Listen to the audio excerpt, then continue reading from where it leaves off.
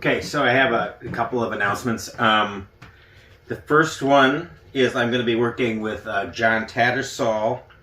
Tattersall Golf is a teaching pro, and he's going to be working with doing educational things with my products and promoting it as well. So that's going to be a great partnership. And the other thing is I have a new training aid that I'm going to he's going to be doing some videos as well, but I'll explain it a little bit. So I'll show you first of all how to put it on the club. So it's called the Wing. It's designed to sort of translate the movement patterns and feelings from the E-Bell to hitting balls with the club, and also it works as well as a standalone product.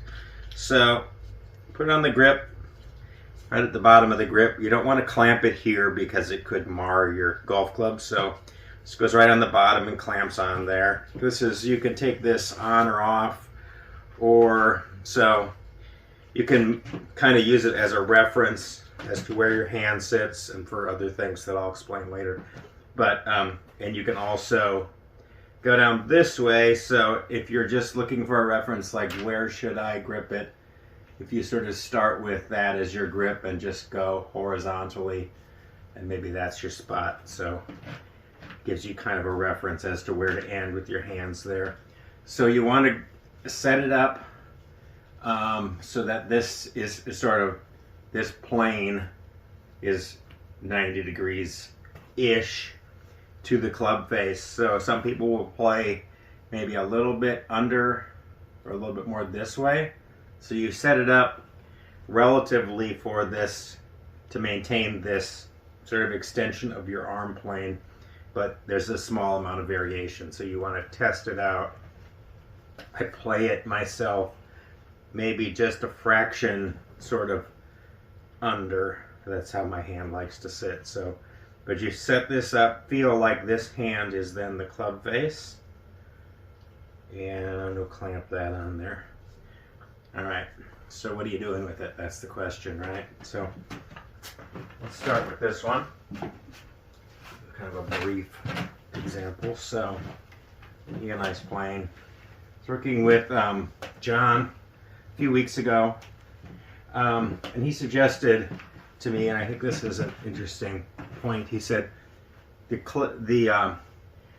golf swing looks like it's more around you than it really is. It's actually quite a bit more up in both directions, and because as you go up your shoulders rotate, you feel this, it looks more around. But if you're looking at this plane, it's not completely horizontal, but it's closer to being almost like a straight line than it is, say, this.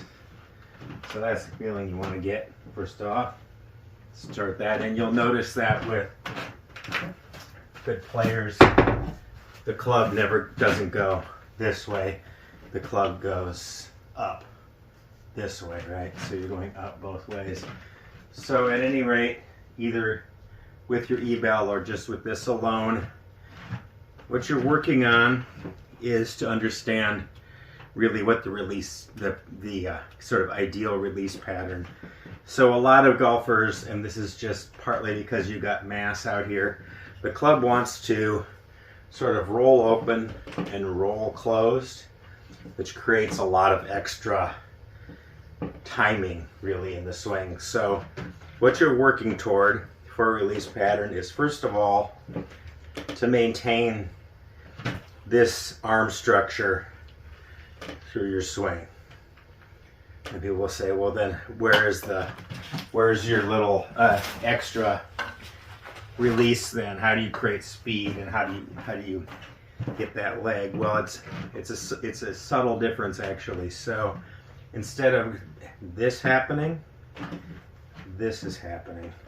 So if you look at good player finishing their swing, you'll see that their lead wrist, if you're seeing it from the front, has actually gone this way. So they're not doing this to release the club, they're releasing this way. So you can see if I am loaded that way and released that way, my club never changes squareness relative to path. So that's what you want to work on. And you can work on that with little partial swings.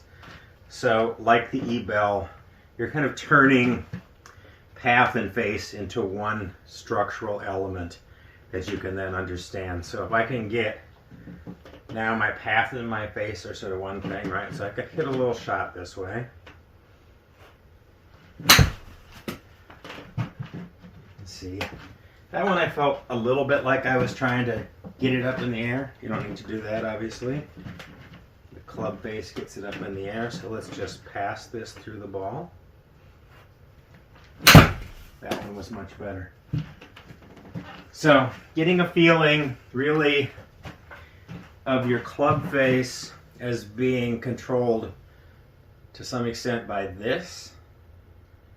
So you can think of your backhand or your right hand, but you can also think, and this just makes the sensation of that much bigger so it's easier to understand, that it's really the relationship of your arms up and down that controls the club face. And then the release pattern, which you can also then practice, is more this way to that way. So you can practice a little feeling for that. We're really getting that motion going in that direction. You can get a feeling for that. You can also, so people think, well, how do I get to the top of the swing? Well, watch what happens if I take this pattern, don't do anything with it, and take it all the way to the top. So I can go all the way back and hinge, and you can see that I've got a complete backswing, right? So it's not necessary to do any of these things like that. I can rotate back, come right back. It's a lot like the famous Ben Hogan video. You get to the top, the lower body goes first, and then you go through it. So I'll do one kind of slow but a full swing here.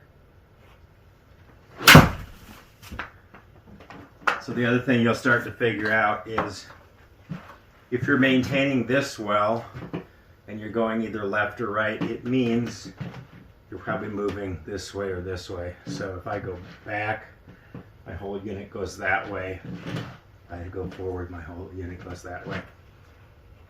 Then you can also do another version of this, which is you can do that way, and then you can just use this now as a reference, either with or without this, depending how you like the feeling of it. So now I've got a reference. This is staying with my arm. So if I do this, comes off. If I do this, obviously it rolls over to the top. So I can kind of keep a reference here. And again, to make a shot and see, did I maintain this relationship to the shot? So that's the way to work with it and experiment a little. One other thing I would add,